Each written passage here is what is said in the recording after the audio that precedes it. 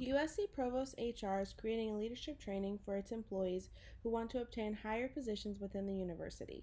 This training will help speed up the rate of promoting employees to leadership positions and provide potential candidates the skills necessary to be able to succeed in higher positions. This learning environment will have 5 different typologies.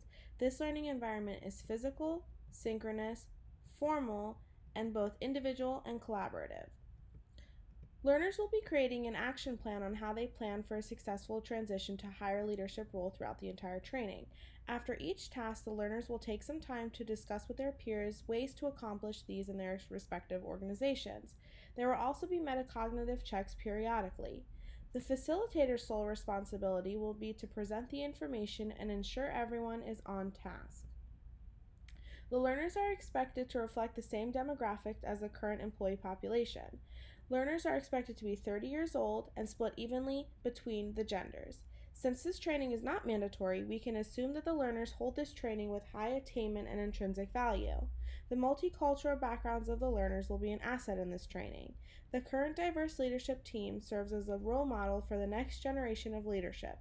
In addition to being sensitive to the needs and challenges of learners in the minority, the facilitator will also find ways to capitalize on the diversity of the class. Currently, no participant has been identified to need special accommodations. Accommodations will be provided if and when the need is identified. The learning objective of this environment is to create a collaborative and welcoming space for learners to create an action plan. This environment will take place in a physical classroom located at USC with the facilitator and the learners present, making it a synchronous environment. This training is formal because it will be instructor-led and has an identified learning goal and objective.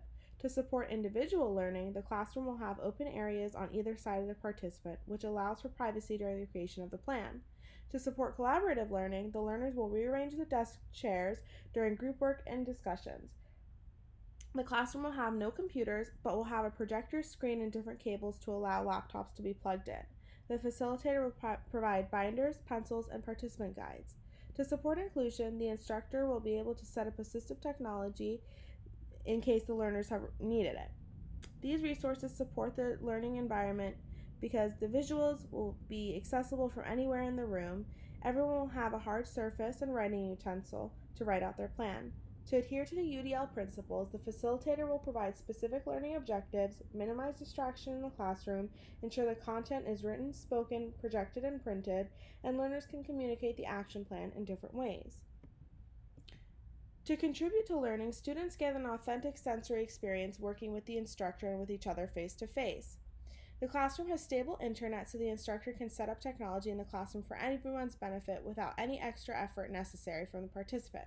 Learners will get a copy of the book this training was adapted from to serve as an external reference and knowledge aid. To hinder learning, the classroom has a limited amount of space and might not be able to fit all the potential learners. Due to the in-person nature, finding a convenient time where both the classroom and the learners are available may be difficult. Also, the classroom does not include any computers or audiovisual technology, so the participants who have difficulty writing, reading, listening, or speaking will have to provide their own assistive technology, if not mentioned in advance. The leadership environment promotes the accountability pillar by having space for people to model strategic thinking and transparency. The participants will have space to learn from a single instructor and also enough space to work collaboratively amongst themselves. The instructor will teach them to set and reach measurable goals, while the students are more likely to be transparent with each other since they are face to face. The learning environment promotes the pillar of leadership because it brings ambitious USC employees face to face with their like-minded peers in one room. In the classroom, they will have a dedicated time and place to focus on identifying and resolving issues within their respective organizations, and they will be surrounded by people with shared goals. Thank you for watching my learning environment video.